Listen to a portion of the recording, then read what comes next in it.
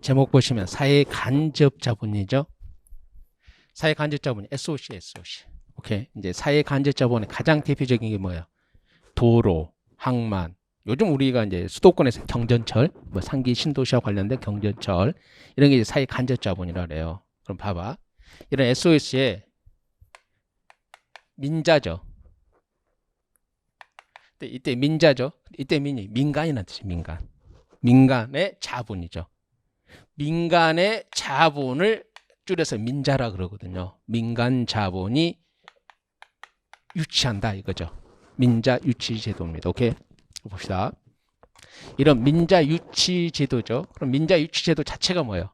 민간에 돈이 들어온다는 거죠.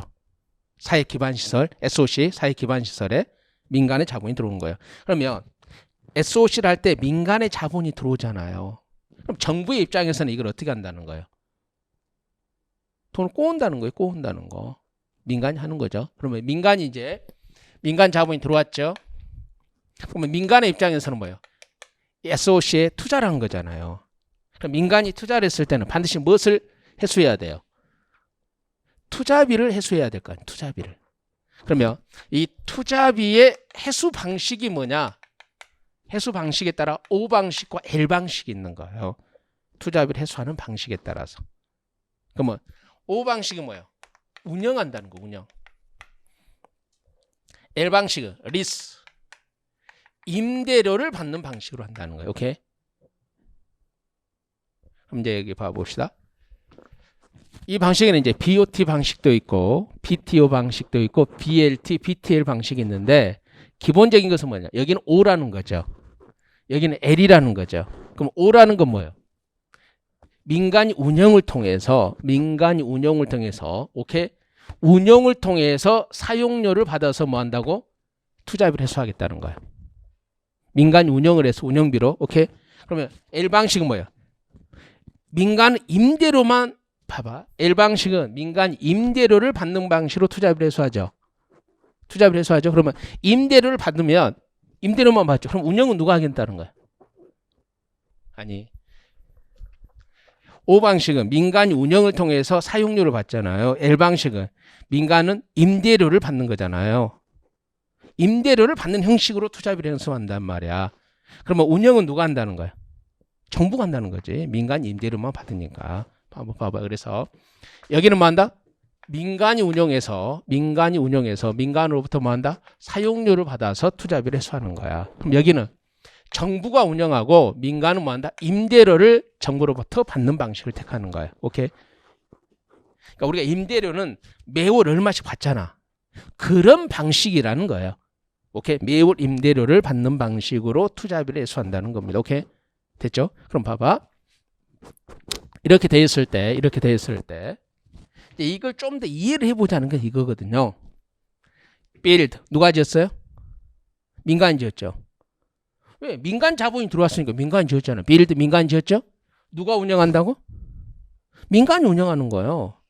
그러면 민간이 다 운영했죠. 운영을 끝냈다는 말은 뭐예요? 운영을 통해서 투자비를 다 회수했다는 거죠. 그러면 소유권을 넘겨줘야죠. 누구에게로? 정부에게로. 내가 투자비 다 회수했으니까 이제 가져가라 이거 아니야. 그래서 정부에게 소유권을 넘겨주는 겁니다. 그럼 여기 볼까요? 민간이 지었죠? 민간이 소유권을 넘겨줘요. 누구에게 넘겨줘요? 정부에게 넘겨줘요. 그럼 누가 운영해요? 민간이 운영해. 정부가 운영한다 그러면 안 돼. 민간이 운영하는 거예요. 오케이? 그러니까 봐봐. 선생님, 소유권을 넘겨주기 전에 운영하고 소유권을 넘겨준 후에 운영하는데 차이는 거의 없어요. 왜? 소유권을 넘겨주기 전에 소유권을 가지고 운영을 하는 거고 소유권을 넘겨준 다음에 운영권을 갖는 거야. 소유권을 넘겨준 다음에 운영권을 가지고 운영을 하는 거야. 그러니까 운영은 누가 하는 거예요? 민간이 하는 게 맞는데 운영을 할 때 얘는 소유권이 넘어가지 않았으니까 소유권을 가지고 운영을 하는 거고 얘는 소유권을 넘겨줬으니까 소유권을 넘겨줬죠. 운영권을 갖고 있다고 말이야. 운영권. 여하튼 논란은 별로 없어요. 그냥. 오케이? 그래서 이건 좀 구별해 보라는 거죠. 봐봅시다. 그러면 운영 기간 동안 누가 소유권이라는 거죠? 민간이 지었죠. 민간이 운영하죠. 아직 소유권 안 넘어갔어. 그러니까 민간이 갖고 있는 거잖아. 민간이 지었죠. 소유권 넘겼죠. 누가 운영해요? 민간이 운영하잖아요. 그때 소유권 넘어갔으니까 정부가 소유권을 가지고 있는 거예요. 오케이? 그럼 봐봐. 민간이셨죠. 민간은 임대료만 받아요. 그럼 누가 운영하는? 정부가 운영하는 거잖아요. 운영할 때 소유권 넘어갔어요, 안 넘어? 안 넘어갔으니까 민간이 가지고 있는 거죠. 민간이셨죠? 민간이 정부에게 소유권을 이전했죠? 누가 운영해? 정부가 운영하고 민간은 임대료만 받죠. 그러니까 정부가 갖는 거야. 이렇게 돼 있단 말이야. 오케이? 이게 모르면 안 돼요. 그럼 봐봐.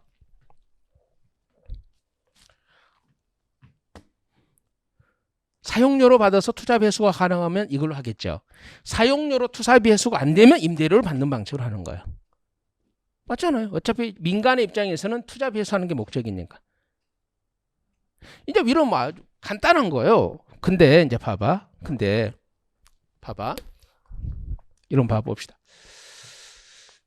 이 운영을 하잖아요. 이 운영을 하는데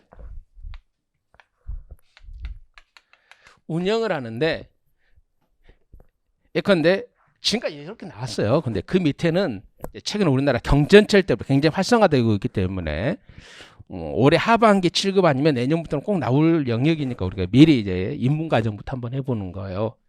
운영을 하죠. 그럼 운영을 잘했어. 그럼 이익금 다 누가 가져가는 거예요? 운영하는 민간이 가져가는 거예요. 운영을 못했어. 그럼 손해가 나. 그럼 손해도 누가 져야 돼? 민간이 져야 돼요. 근데 이런 사회 간접 자본은 비용이 너무 많이 들어요. 여러분 혹시 이거 들어봤어요? 신안산선? 서울에서 그 안산에 언론에 많이 나오는데 서울에서 안산 근해 그 한양대 캠퍼스가 있대요.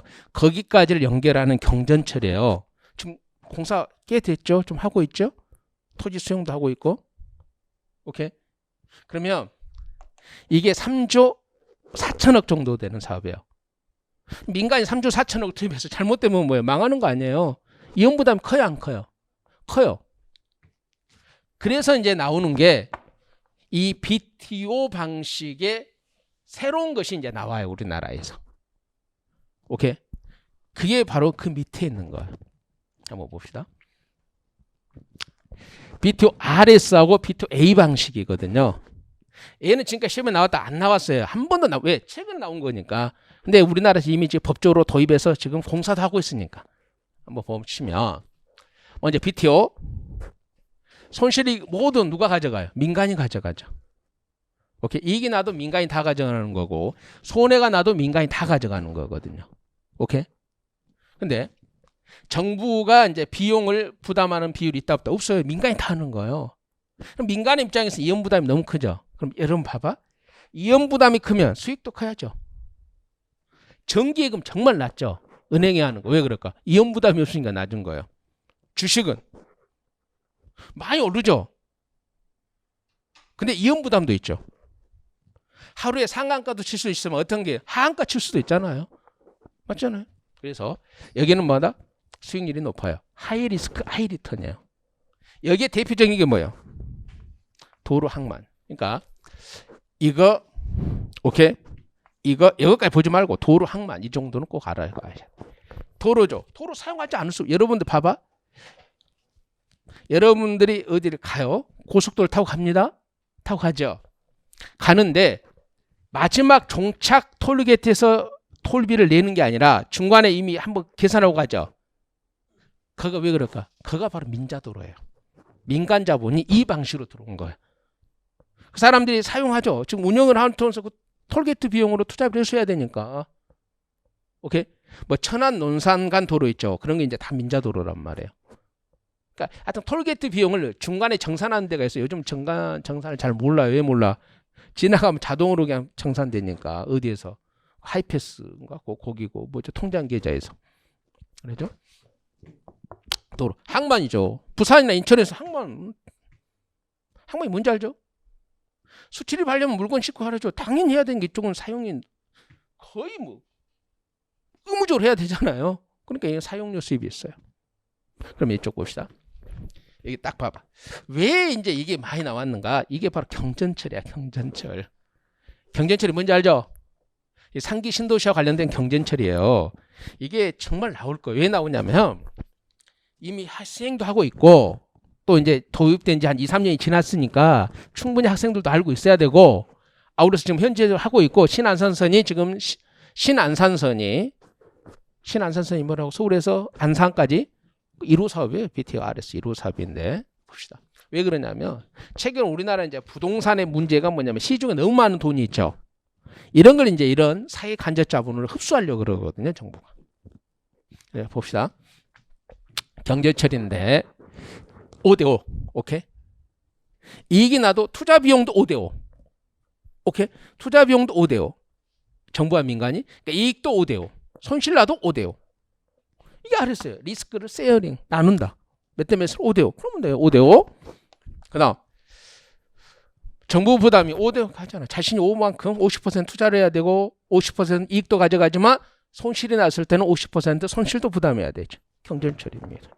그다음 여기 이게 좀 복잡한데 이거야.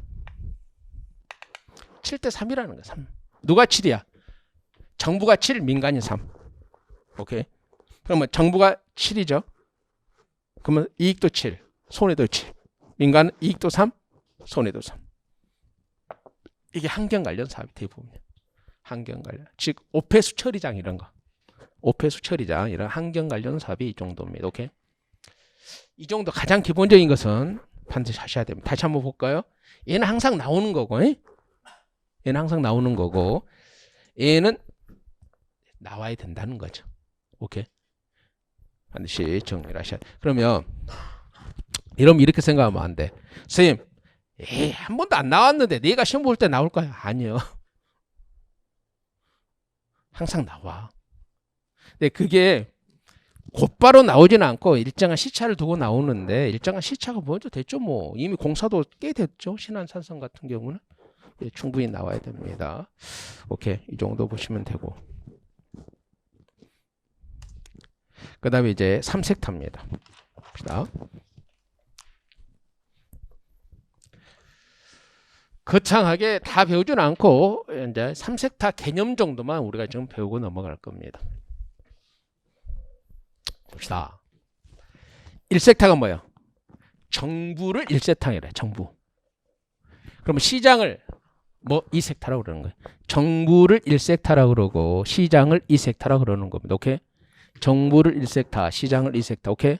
그럼 3섹타는 중간을 3섹타라래요. 봅시다. 그러면 1섹타 정부는 뭐예요? 법적으로 정부 조직이에요. 그러면 2섹타는 민간 조직이에요. 그럼 봅시다. 정부 조직과 민간 조직은 어떻게 구별하느냐면 봐봐. 정부 조직은 구성원이 누구다? 공무원이에요.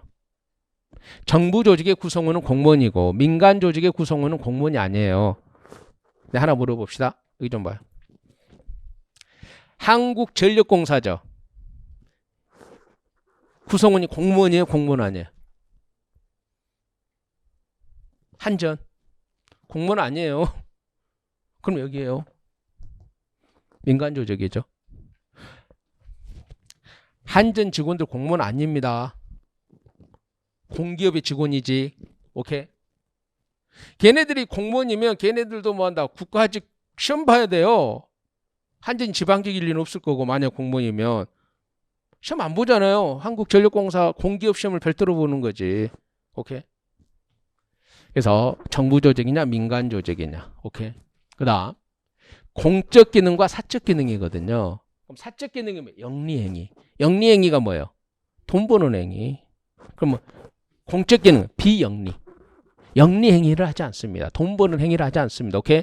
정부가 무슨 돈을 벌어요? 정부는 돈을 안 벌어요. 그럼 돈 어떻게 해요? 원칙이 세금 가지고 거두어줘. 세금으로 거두오는 거죠. 오케이?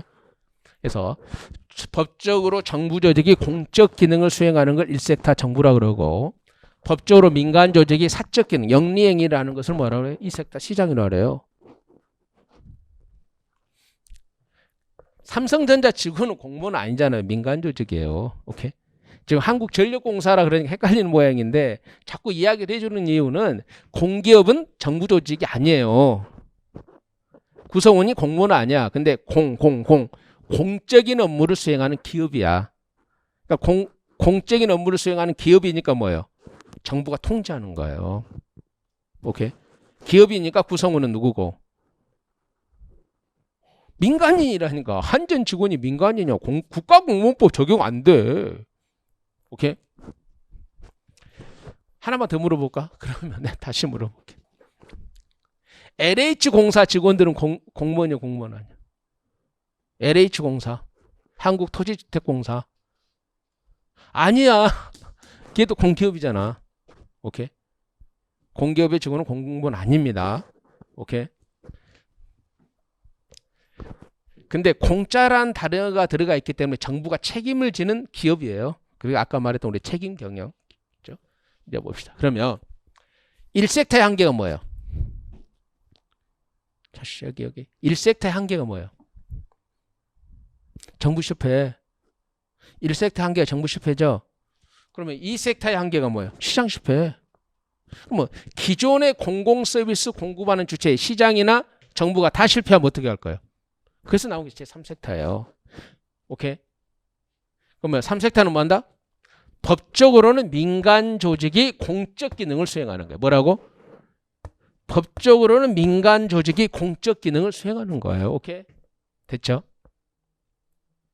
이게 3섹터야. 그러면 3섹터는 뭐예요? 만능이야?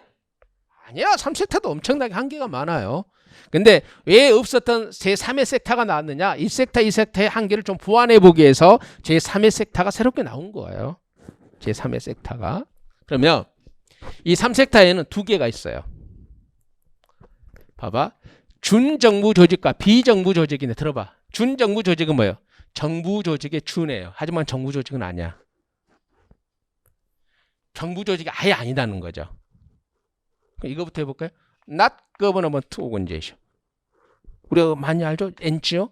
NGO가 바로 비정부 조직이에요.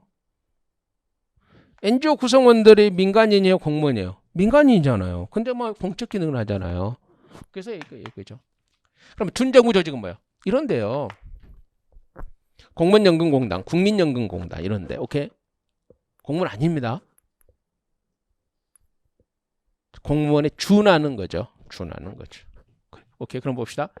이쪽의 가장 큰 특징은 이거예요.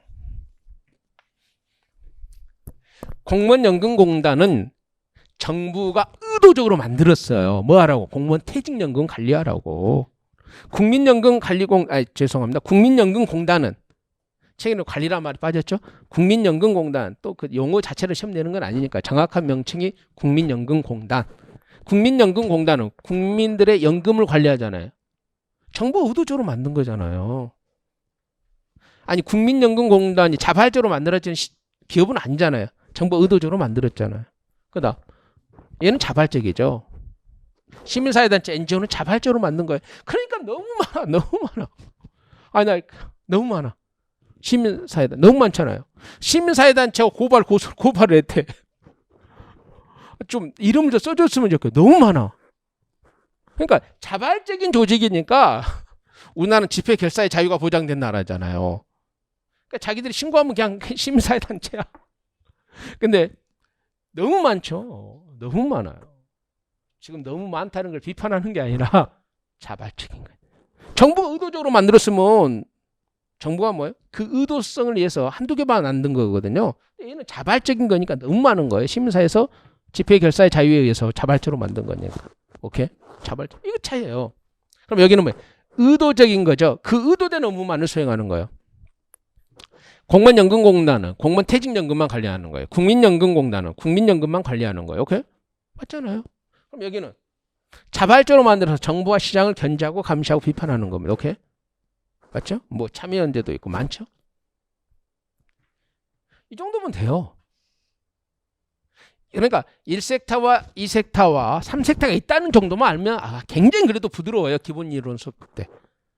굉장히 좀 부드럽게 됩니다. 이 정도 좀 알고 계시면 됩니다. 오케이. 그 다음에 이제 행정의 가치거든요. 행정의 가치입니다. 오케이. 본질적 가치와 수단적 가치가 있는데 제일 나중에 하게 될 겁니다. 본질적 가치가 이제 공익과 정의 있는데 제일 나중에 할 거고, 옳고 그름을 판단하는 거. 여기 좀 봅시다. 여기 좀 봅시다.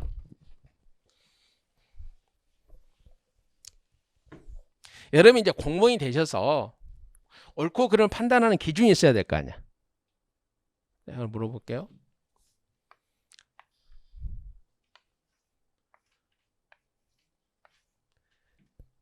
여러분 스스로 하면서 여러분 이제 기차입니다. 여러분 기관사예요.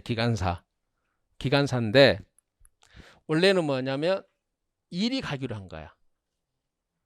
일이 가기로 다 정해진 거예요. 사전에. 그래서 여기 철로는 이제 공사를 하기로 돼 있어요. 근데 이 사람이 여기 딱 봤더니 여기서는 한 명이 공사를 하고 있는 거야. 여기서는 10명이 공사를 하고 있는 거야.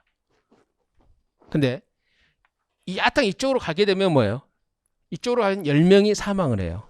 이쪽으로 가면 한 명이 사망, 이쪽으로 10명이 사망이야. 근데 원래 정해진 규칙이 뭐예요? 기차는 1위 가기로 했단 말이에요. 근데 여러분 여기서 다 결정을 해야 기관사로서. 10명이 보이는 거야. 이 10명 죽어. 1위 가면. 1위 가면 한 명만 죽어. 그러면 여기가 1번이야 2번이야. 원래 2위 가기로 돼 있었던 거야 규칙이. 그럼 여러분들은 기관사로서 1번으로 갈 거야 2번으로 갈 거야. 끊임없이 여러분 판단해야 돼요. 공직 업무를 수행할 때. 여러분 1번으로 갈 거야 2번으로 갈 거야. 각자 생각해봐요. 여러분 스스로.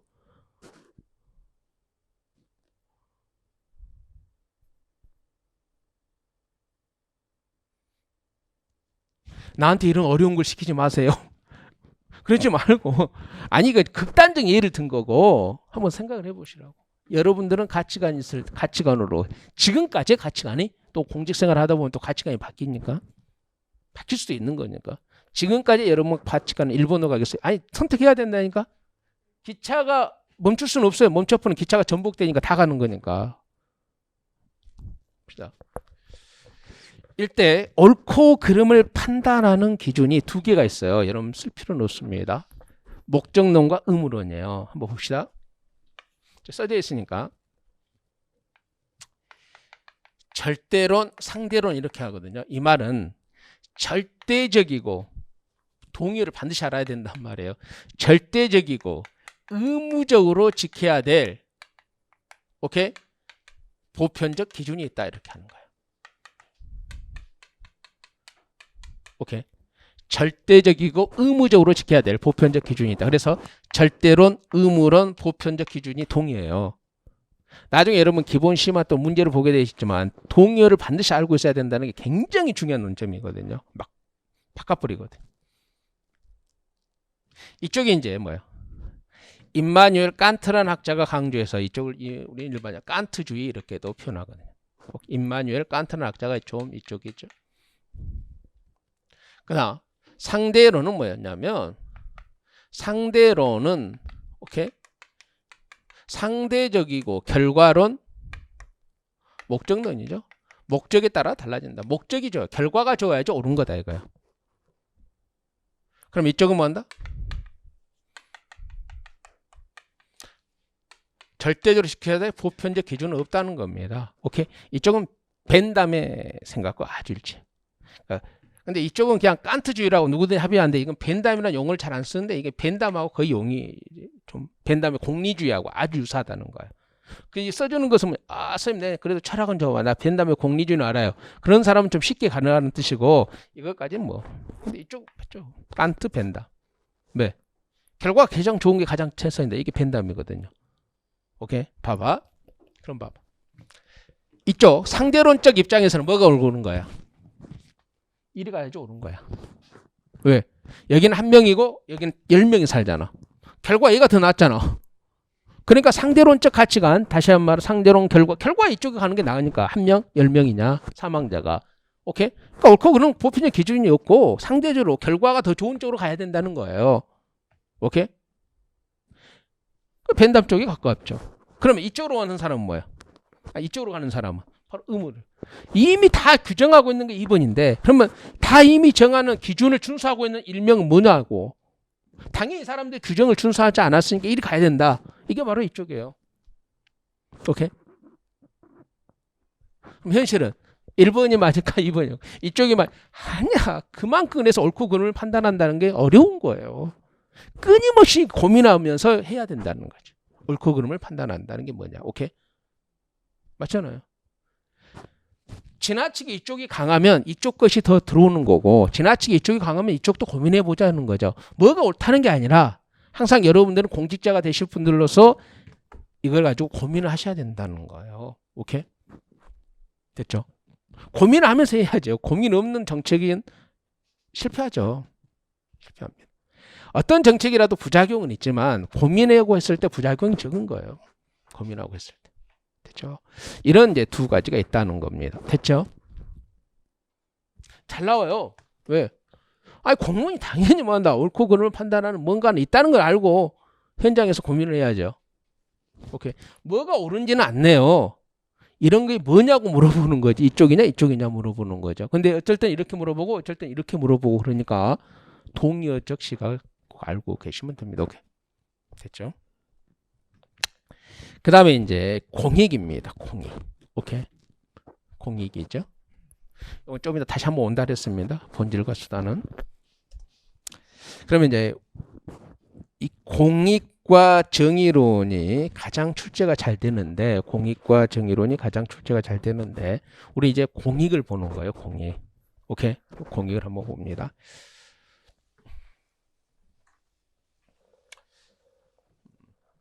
혹시 여러분들 중에서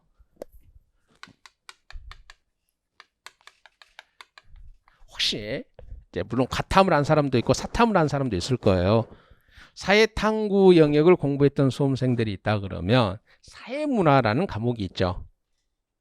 이 사회문화에서 여러분들은 무엇을 배우냐면 사회 명목론과 사회 실제론을 배워요. 갑자기 이게 왜 그래요? 항상 이게 들어오거든요. 이게 가장 기초니까 여러분 이게 중고등학교 때 배우는 거거든요. 안 배웠다는 걸 전제로 할게. 안 배웠다는 거 간단히 말. 사회는 명목론. 사회는 실제하지 않고 이름만 있는 거예요. 명목이 뭐예요?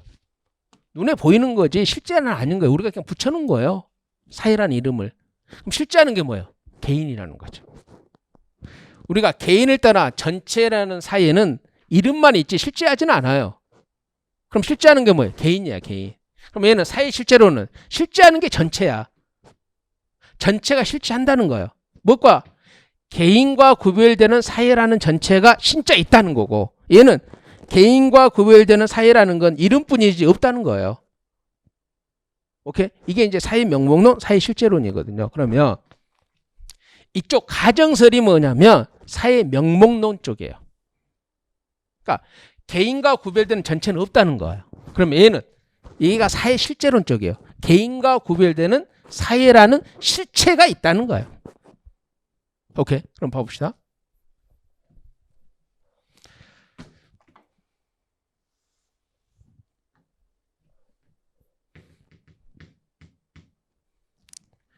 과정서는 사회의 합을 공익으로 봐요. 뭐라고? 개인들의 이익의 합을 공익으로 보는 거예요. 오케이? 그럼 여기는 사회의 합이 공익이 아니에요. 그럼 봐봐. 여기에서 설이란 말은요. 왜 이렇게 두 가지 설이 나눠질까? 설이란 말, 이론이란 말이에요. 왜 이렇게 두 가지 이론으로 나눠질까? 왜 그럴까? 요것 때문에 그래요. 공익이란 개념 자체가 확정된 개념이 없어요. 불확정 개념이란 말이에요. 확정된 개념이 없는 것을 불확정 개념이라 그래요.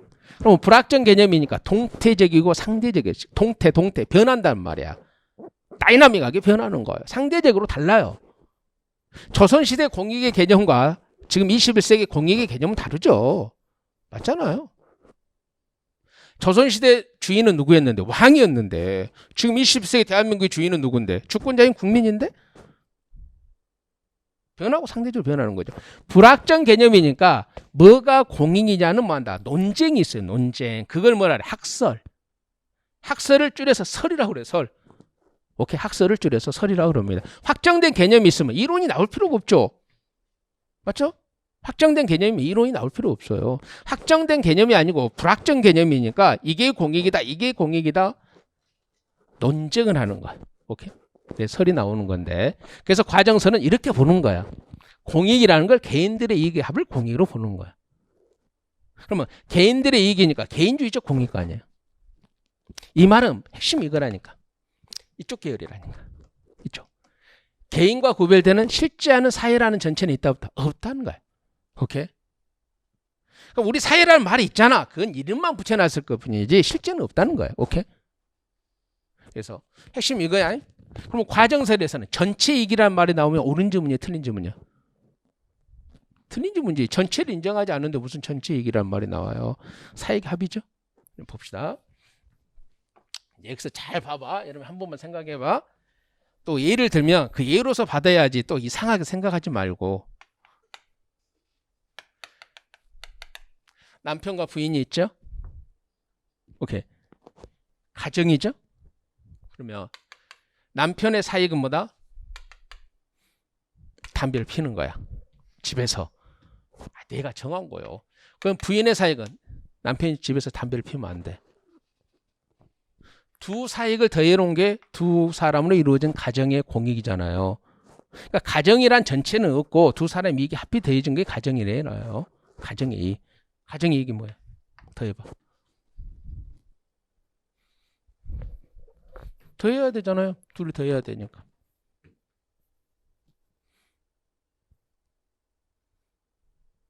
맞죠? 바로 써놨대요. 투쟁을 해요. 타협. 오케이. 반드시 이거예요. 투쟁을 하잖아요. 타협하는 거예요. 그래서 뭐 합의하는 거예요. 오케이. 맞죠?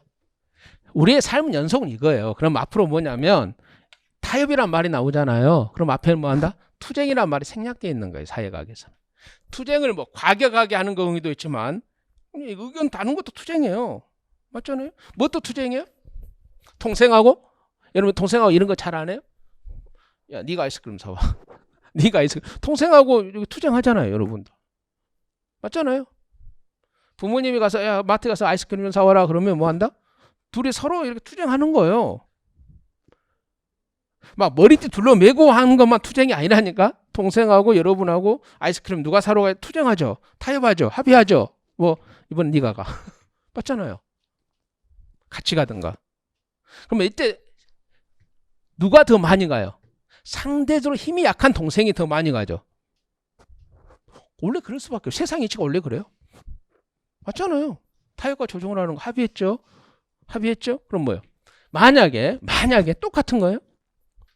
남편의 힘이 좀 더 세. 부인보다. 절대적으로 센다 그러면 안 되는 거예요. 절대적으로 세면 투쟁 자체가 안 되니까. 상대 좀 더 세? 그러면 담배 필 때 부인이 베란다로 나가 있으면 돼. 근데 상대적으로 부인의 힘이 좀 더 세. 상대적인 거예요. 절대적으로 힘이 더 크면 투쟁을 못 해요. 복종하는 거지. 그때는 뭐 한다?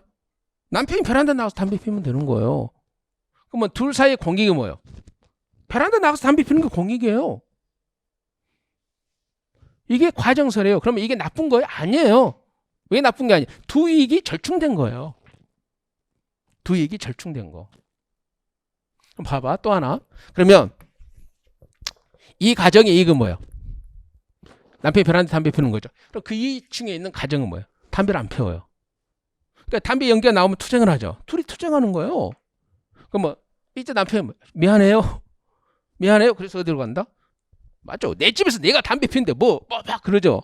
그러다가 이제 투쟁을 해서 뭐 하나 미안해요. 그럼 여기 이제 쓰레기 뭐라 그래? 우리가 그거죠. 분리수거 하는데 분리수거 알아서 담배 한 대 피는. 근데 이쪽 블록은 또 담배를 안 피워요. 그러니까 뭐 또 이렇게 가는 거죠. 자꾸 이렇게 타협과 조정 연속이에요. 개인이 가정이 되고 가정이 블록이 되고 블록이 지역이 되는 거고 이렇게 가는 거죠. 됐죠? 그러면 합의했죠? 그럼 여기 봅시다. 여기는 사익의 합의 공익이 아니에요. 그냥 전체야, 전체. 즉 개인과 구별되는 전체가 있다는 거예요. 사회 실제로냐? 그러니까 개인들과 구별되는 우리 사회에 추구하는 이익이 있다는 거죠. 그러면 개인과 구별된 전체가 존재한다는 겁니다. 그러니까 전체 이익이 공익이야. 전체 이익이. 이해가 되세요? 전체 이익이 공익이 되는 거야. 그러면 그 전체를 누가 대표해요? 엘리트가 대표한다는 거야. 엘리트. 그 시대의 엘리트. 오케이? 엘리트가 결정하는 거야. 엘리트가. 그러면 우리 행정학이니까 뭐예요? 엘리트 관료가 적극적으로 우리 사회 공익을 제시하라 이거야. 엘리트 관료가. 그럼 철학에서는 뭐예요? 철학자가 적극적으로 제시하라. 그러겠을 거 아니야. 자기 학문에서 연구하는 사람들이 적극적으로 제시한다 그렇게 보는 거니까. 그럼 봅시다. 선엄이라는 말은 뭐예요? 선엄, 먼저. 개인들보다 먼저. 그러니까 개인들의 이익과는 먼저 뭐 한다? 우리 사회 전체가 추구하는 이건 이거다 이렇게 제시하는 거예요. 됐죠? 왜? 개인과 구별된 전체가 있으니까. 봅시다. 여기 사익과 합이 공익이죠?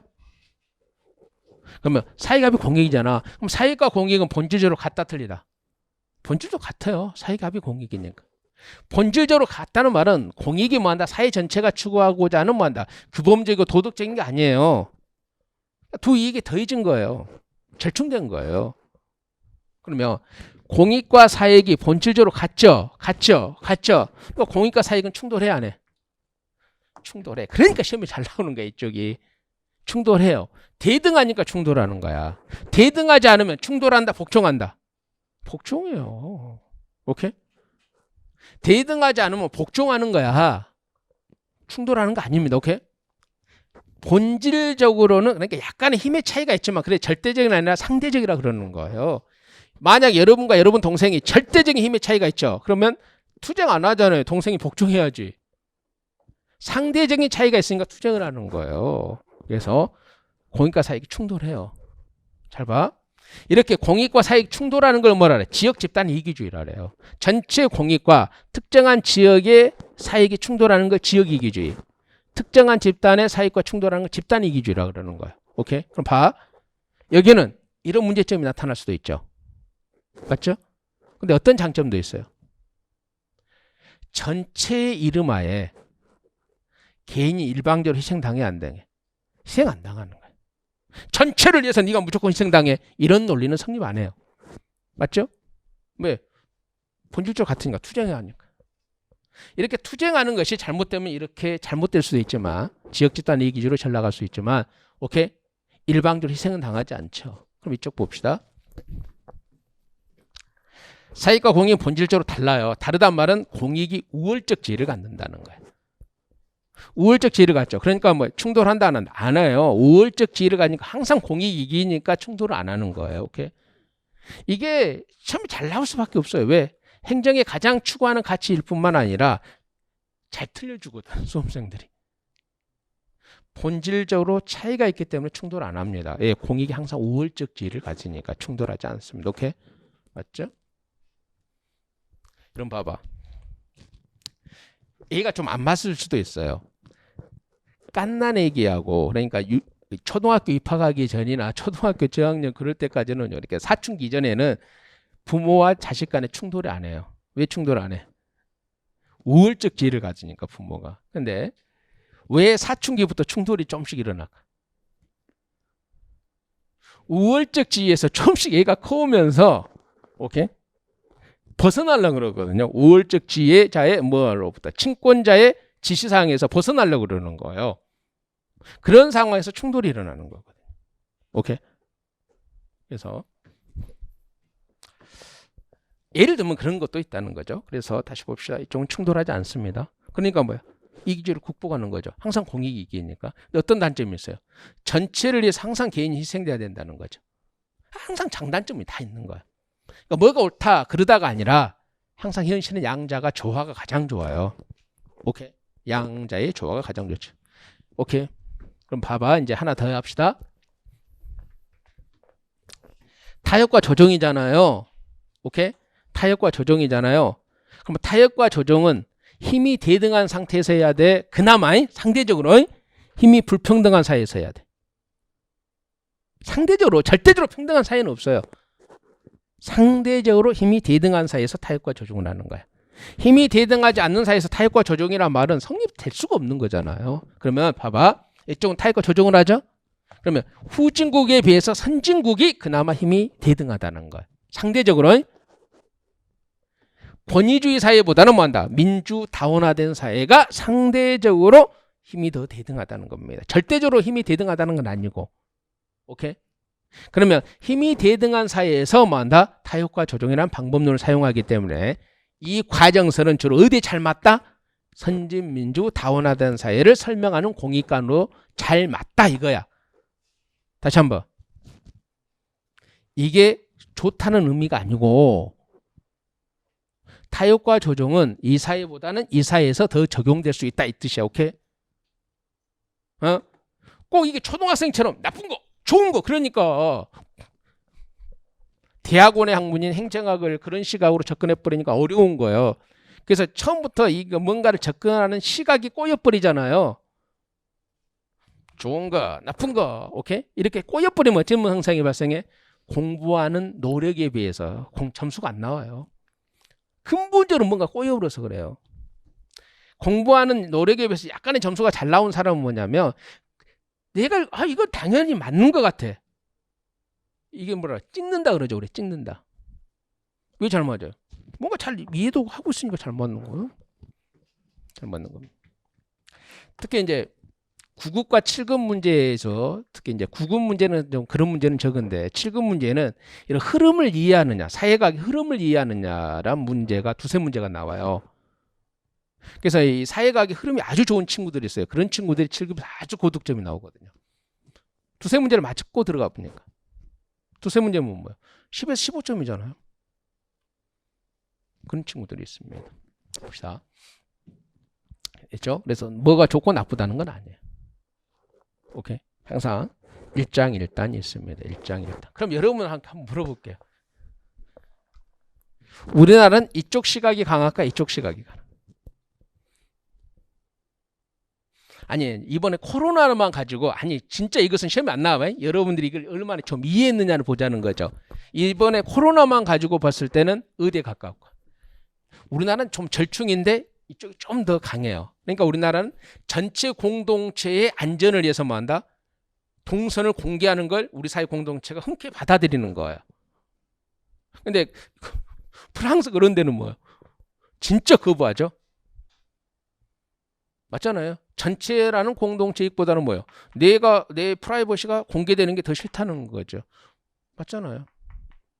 자, 그런 것도 약간 좀 저변에 깔려 있는 거죠. 그러니까 공적인 의료 시스템에 뭣도 있지만 작동하는 메커니즘이 어디가 더 낫냐 그것도 있지만 개인의 어떤 이익을 더 중시하느냐 아니면 사회 전체 공동체 그러니까 항상 양자가 조화인데 이쪽이 더 약간 더 치우친 조화도 있고 이쪽에 약간 더 치우친 조화가 있어요.